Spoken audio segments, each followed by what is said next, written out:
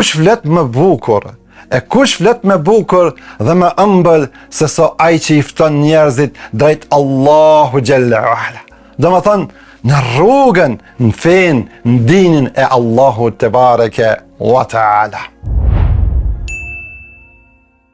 Bismillah, walhamdulillah, wassalatu wassalamu alla rasulillah. Raditu billahi rabba wa bil islami dina wa bi Muhammedin sallallahu alaihi wa sallam nabiyya thumma amma ba'du. Të dashërit e mi, assalamu alaikum wa rahmatullahi wa barakatuh. Paqja, mirësit dhe bekimet e Allahut të lartësuar qofshin mbi të gjithë ju. Të dashërit e mi, thot Allahu Jalla wa'ala në librin e tij famlar.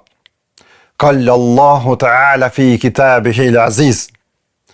وَمَنْ أَحْسَنُ قَوْلًا مِّمَّنْ دَعَا إِلَى اللَّهِ وَعَمِلَ صَالِحًا وَقَالَ إِنَّنِي مِنَ الْمُسْلِمِينَ. Allahu Akbar. Kush flet më bukur se ai që i fton njerëzit drejt Allahut, bën vepra të mira dhe thot, unë me të vërtet jam musliman. La ilaha illallah. Të dashërit e mi, Allahu Jalla wa'ala me mëshirën dhe urtësinë e tij në këtë ajet kuranor i afron robërve të tij tre këshilla. Fillimisht thot Allahu Jalla wa'ala: وَمَنْ أَحْسَنُ قَوْلًا مِّمَّنْ دَعَا إِلَى اللَّهِ. Kush flet më bukur, kush flet më bukur dhe më ëmbël se sa ai që i fton njerëzit drejt Allahu Jalla wa'ala. Do më thënë, në rrugën, në fen, në dinin e Allahu Tebareke wa Ta'ala. Të dashërit e mi, Allahu Jalla Jalaluhu në këtë ajet kuranor po na motivon që ne të i therasim njerëzit në dinin e tij. Nëse edhe ne jemi prej atyre që e përhapemi dhe shpërndajmë fjalën e Allahu Jalla Jalaluhu, atëherë ne duhet patjetër të krenohemi. Pse të dashërit e mi? Sepse a ka nder më të madh se sa Allahu Jalla Jalaluhu me ta mundësu me shpërnda fjalën e tij. Allahu Akbar. Të dashërit e mi, pyetja shtrohet: a ka nevojë Allahu Jalla wa'ala për ne që ne të ja shpërndajmë dinin e tij? Wallahi jo. Uqsimu billahi al-azim jo. Allahu Jalla wa'ala nuk ka nevojë për ne, por kjo është mëshirë dhe nder për ne që të ja shpërndajmë dinin e tij Tebareke wa Ta'ala. Sepse kështu kanë vepruar edhe 124.000 profet sipas një hadithi të dobët. Do më thënë, nëse edhe ne e shpërndajmë dinin e Allahu Jalla wa'ala, atëherë edhe ne jemi prej atyre robërve më të mirë dhe më të dashur tek Allahu Jalla wa'ala. Do më thënë, sikurse pejgamberët, sahabët, apo shoqëruesit e pejgamberit alayhi salatu wassalam, tabiinët e kështu me radhë. Allahu Akbar. Do më thënë, kjo është urtësia e parë të dashërit e mi. Kurse sa i përket këshillës së dytë, thot i lartësuari: وَعَمِلَ صَالِحًا, pastaj bën vepra të mira. Do më thënë, Allahu Jalla Jalaluhu nuk po kërkon nga ne që të bëjmë vetëm davet, apo dhe të i therasim njerëzit në islam. Jo të dashërit e mi, por Allahu Jalla Jalaluhu po na tërheq vëmendjen dhe thot: kush flet më bukur dhe më ëmbël se sa ai që i fton njerëzit drejt Allahu Jalla Jalaluhu. Dhe më thënë, në rrugën, në fen, në dinit e Allahu Tebareke wa Ta'ala. Pastaj vetë bën vepra të mira. Allahu Akbar. Kjo është esenca të dashërit e mi.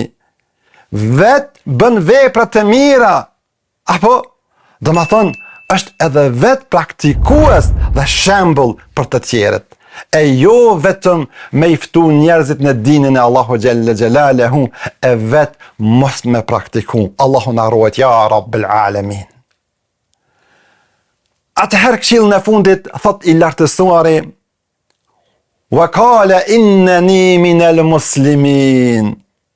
Dhe thot, unë me të vërtet jam musliman. Të më thënë, robi i Allahu Gjelle Gjelalahu krenohet dhe thot, unë më të vërtet jam nënshtruesi i Allahu Gjelle Gjelalahu, unë jam musliman, apo unë i nënshtrohem Allahu tem të bareke wa ta'ala. Dhe më thënë, pasi që i kemi ftu fillimisht njerëzit në dinin e Allahu Gjelle Gjelalahu, pastaj kemi bë vetë vepra të mira, dhe më thënë, e kemi fal namazin, kemi agjeru, e kemi dhënë zekatin, e kështu me radhë të dashurit e mi, atëherë thot Allahu Gjelle Ala, krenohu që je musliman, sepse nuk ka nder më të madh se sa me qenë musliman. E përsëris edhe një herë të dashurit e mi, wallahi, nuk ka nder më të madh se sa me qenë musliman, me qenë nënshtrues ndaj Allahu Gjelle Gjelalahu. Allahu Ekber.